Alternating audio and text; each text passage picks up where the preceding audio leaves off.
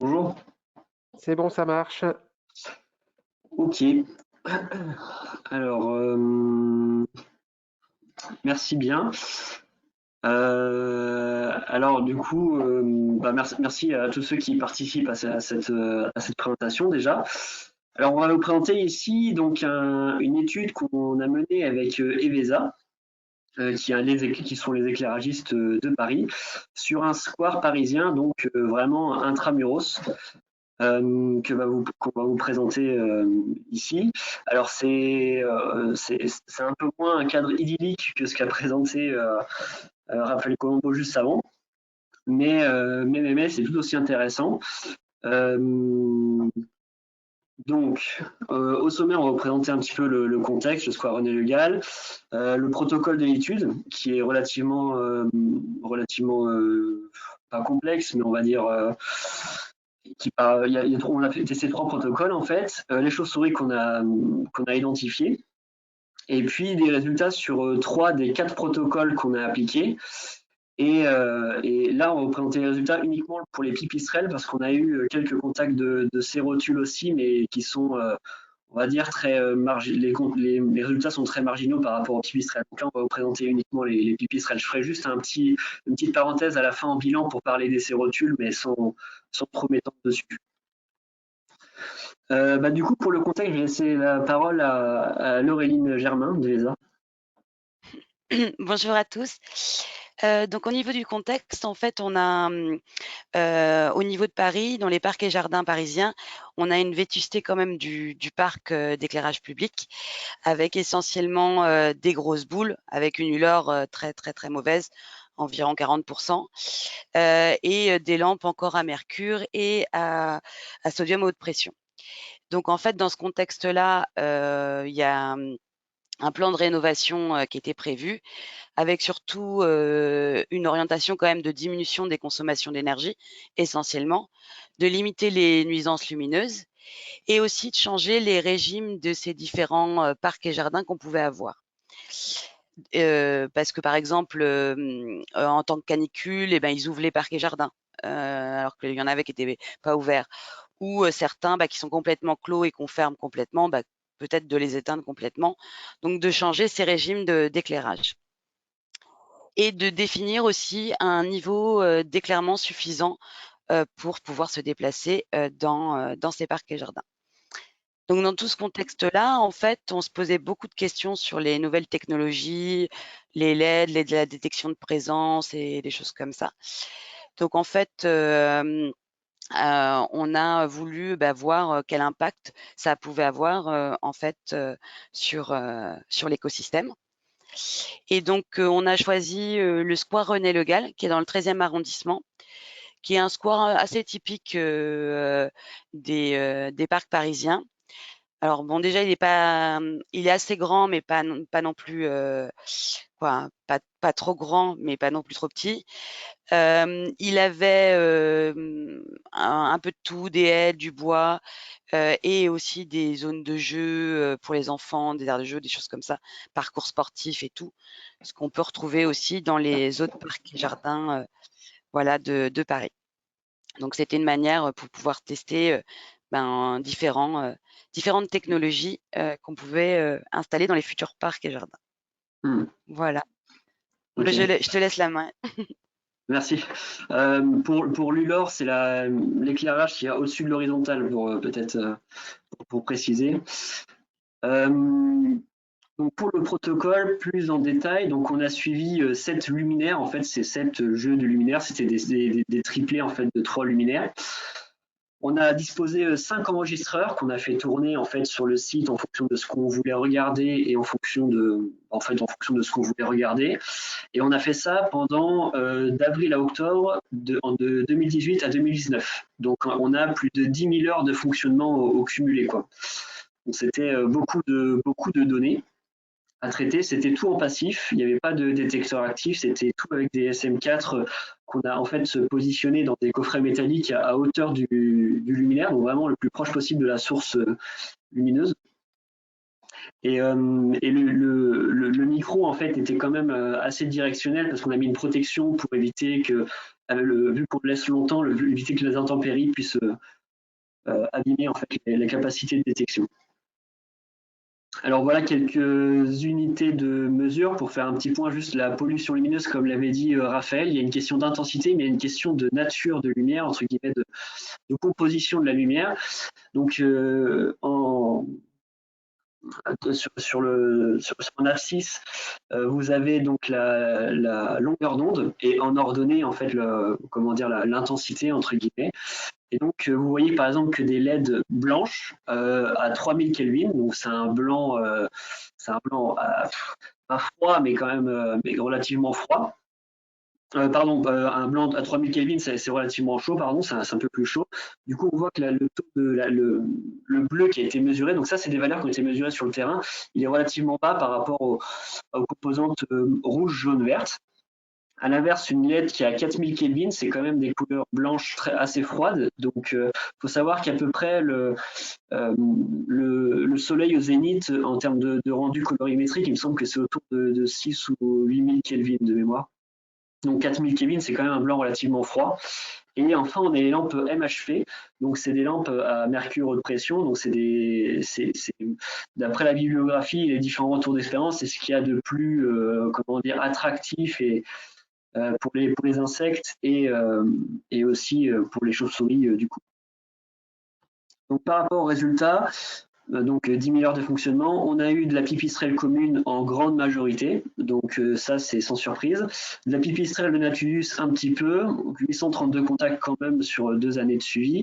De la pipistrelle de Cul en grande majorité aussi, enfin grande majorité non, mais quand même en proportion qui était assez surprenante.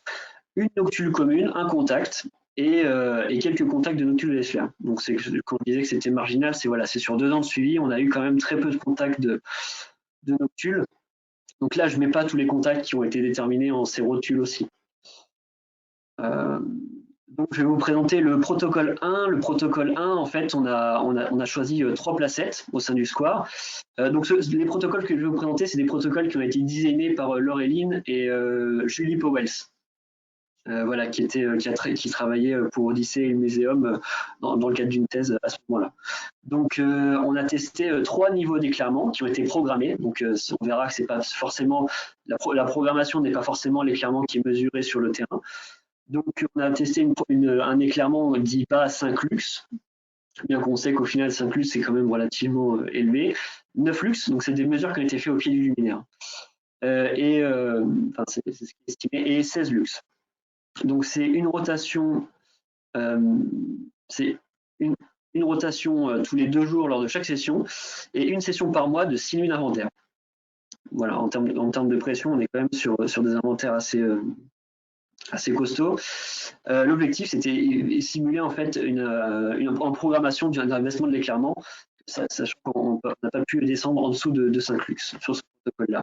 Donc au niveau de la pipistrelle commune, ce qu'on a remarqué, c'est qu'il y a quand même une tendance à l'activité moyenne. Donc, on a fait 3 types de mesures. On a mesuré le taux de présence, donc c'est-à-dire en fait les nuits positives, le pourcentage de nuits où l'activité était présente par rapport au pourcentage de nuits où on a effectué des enregistrements.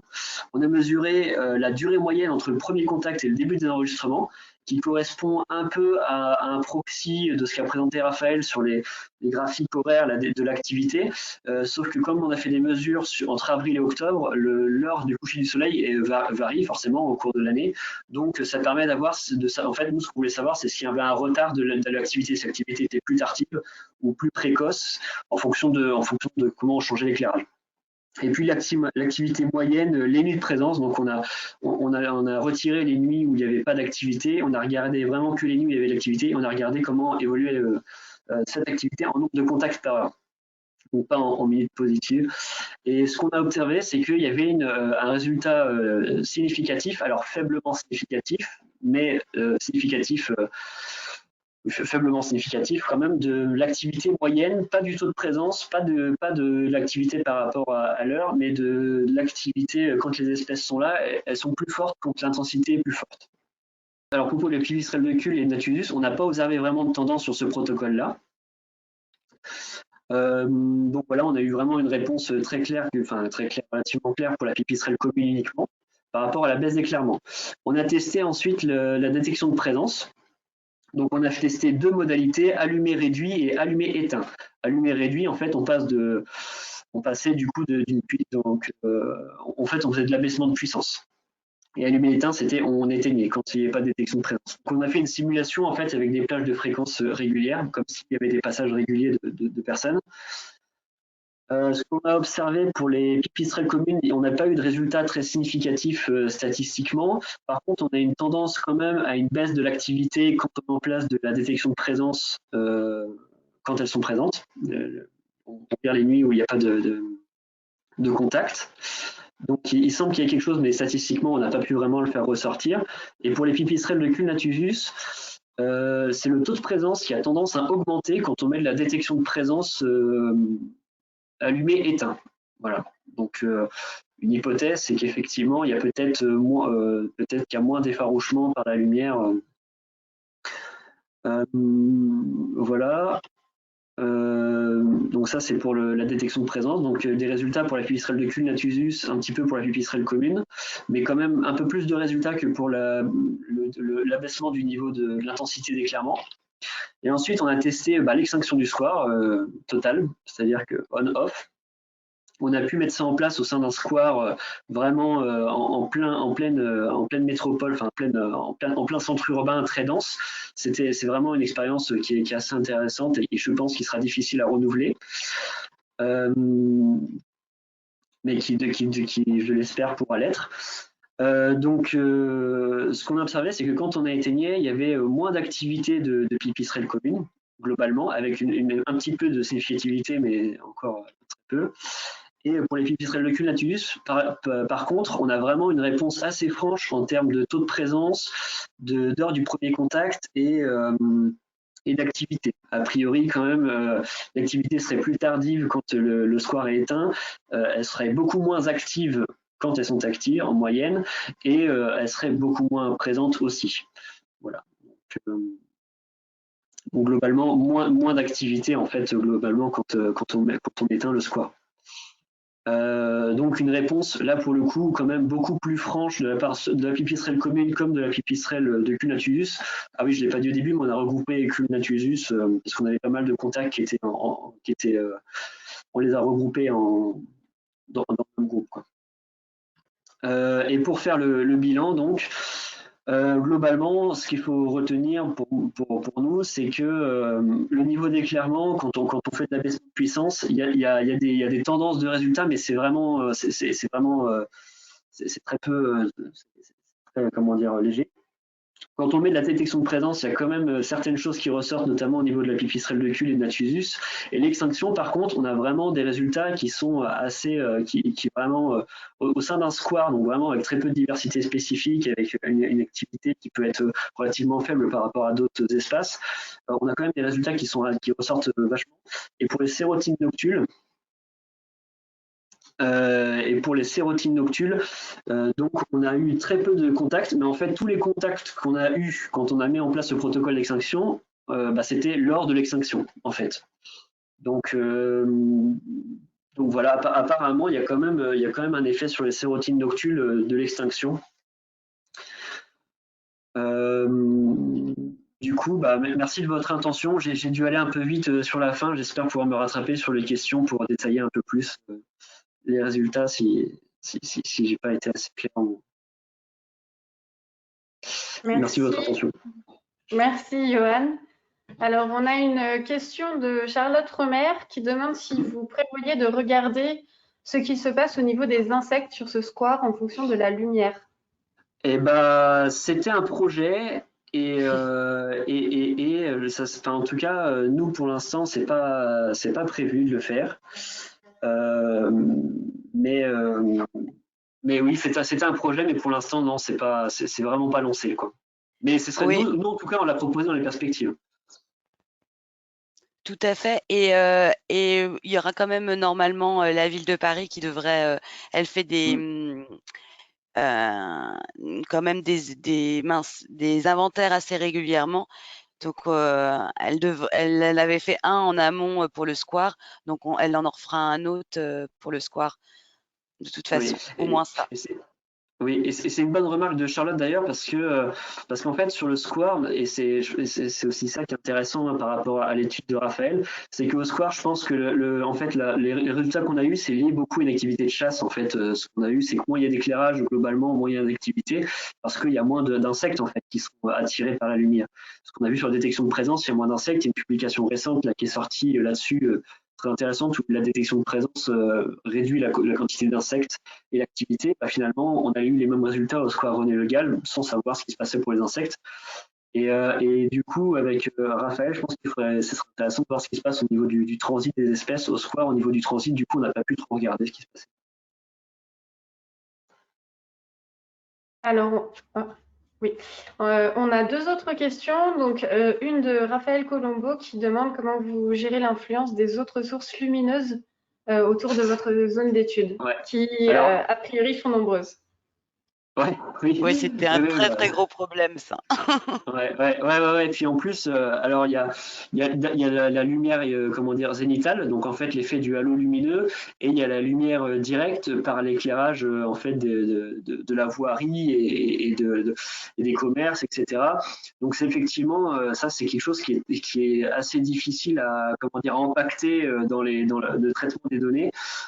Nous, ce qu'on a fait, c'est qu'on a fait des mesures au luxmètre. Quand je dis nous, en fait, c'est Laureline avec, je ne sais plus qui à l'époque avait fait ça, mais du coup, c'était des mesures au luxmètre au pied des luminaires avec plusieurs passages et on a fait une moyenne de la lumière mesurée, de l'éclairement mesuré, pour voir en fait s'il y avait une corrélation entre l'éclairement qui était mesuré et l'éclairement qui était programmé. Et nous, dans notre étude, on a montré qu'il y avait une forte corrélation entre l'éclairement qui était mesuré et l'éclairement qui était programmé.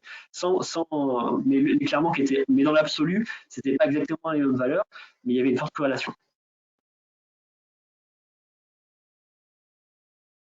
Merci. Et alors, on a une question de Sarah Fourasté qui souligne que ce serait intéressant à tester avec un niveau d'éclairement inférieur à 5 lux. Oui, Ouais, alors, alors, ouais, on ouais. est complètement d'accord, hein. En fait, on est parti aussi sur ce 5 lux, car on a des niveaux d'éclairement à assurer en fait dans les parcs et jardins pour la circulation. Et en fait, le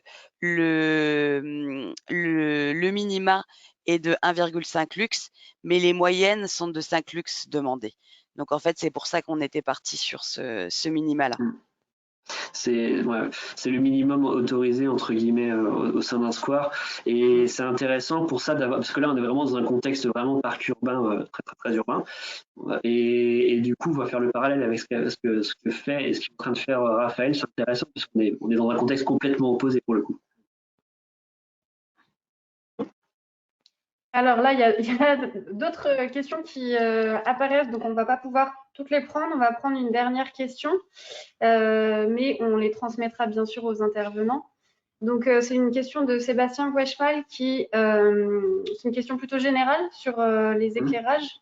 Est-ce que vous pensez qu'une hausse ou baisse d'activité est nécessairement une bonne ou une mauvaise chose suite à l'extinction des luminaires?